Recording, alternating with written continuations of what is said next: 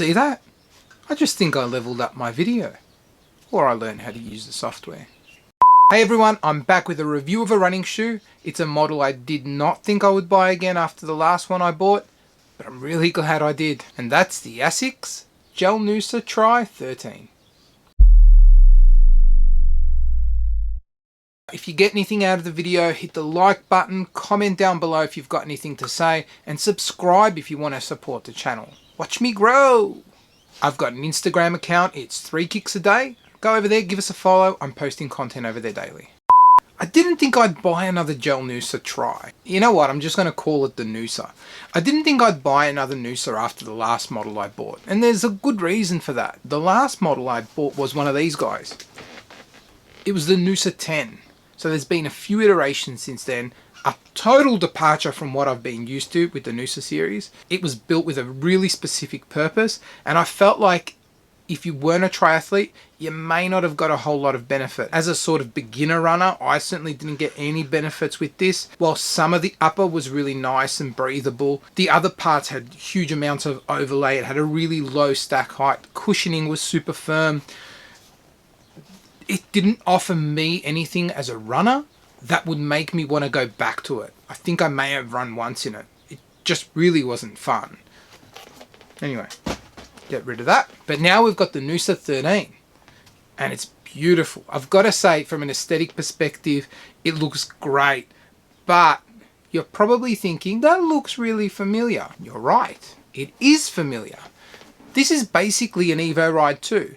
It is built on the exact same concept, I guess, and really from the midsole down, it is an Evo Ride 2.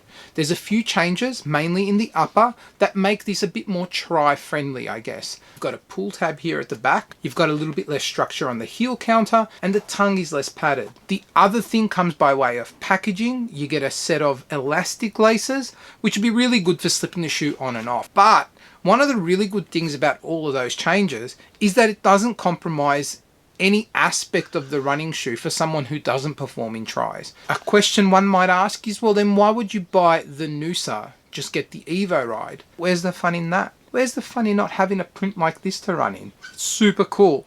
Although Asics did release a Noosa pack for a bulk of their other runners, like the Nimbus 23 I think got it, the Nova Blast did get it, and it looks pretty funky. There was another version of this, which is the one that you will see plastered all over the internet, but I was really digging this black, gold, and white, so I got it. Before we go through a detailed look of each of the components, we'll get some stats out of the way. It is a neutral running shoe, a engineered mesh upper sitting on top of Asics' guide sole platform, 25mm of stack height in the heel, 20 on the forefoot, giving it a 5mm drop. And it fits true to size, and it fits really well, I've got to say. There is heaps of room through the toe box while still feeling nice and snug. Now we'll take a look at each of the components and I'll give my impressions of how I thought they went on my first run.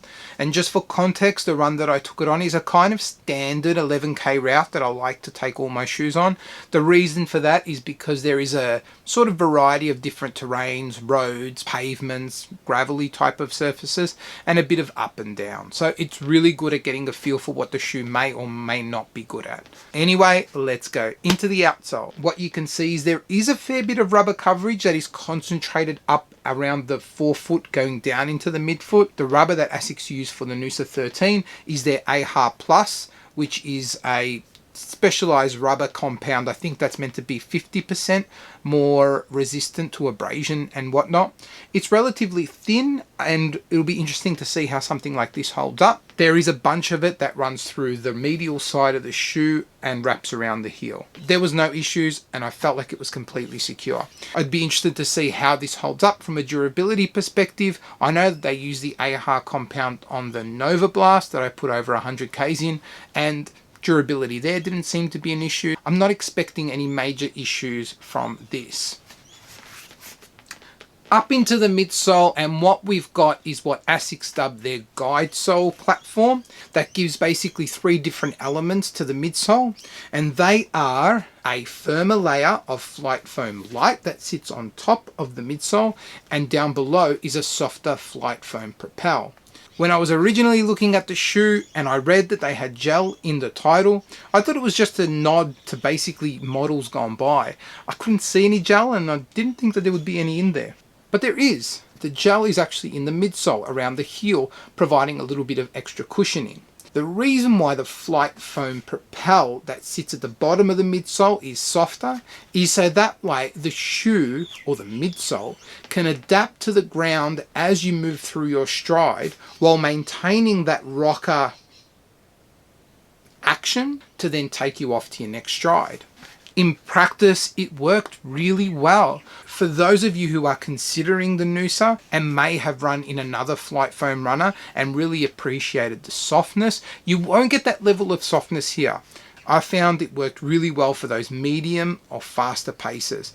And for me, the medium type pace is mid 5 minute kilometers, and a faster pace would be sort of around that 5 minute Ks. An advantage I had throughout my run is that I didn't feel that there was a disadvantage between me straddling the line between those two different paces. Into the upper, and you have got a engineered mesh with really minimal overlays, some printing that gives the upper a little bit more structure, I guess, and it feels really good on foot. As I said earlier, we don't have as much structure around the heel counter area, but it still works in keeping your foot locked in, and the heel tab I think is a really nice addition. I have a pull tab, so I'm not going to complain about it.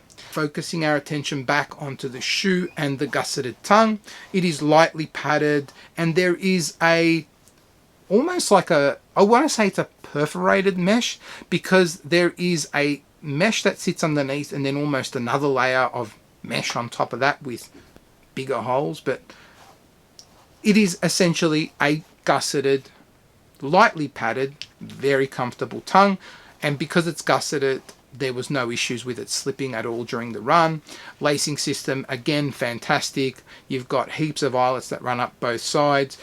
I spoke about some of the differences between this and the Evo Ride 2, and while this has dropped a bit of the padding, I actually think it struck the perfect balance of padding. I can't imagine wanting any more padding than what I've got on the Noosa. It was really comfortable. I didn't think that I was in a shoe that was built specifically for triathletes.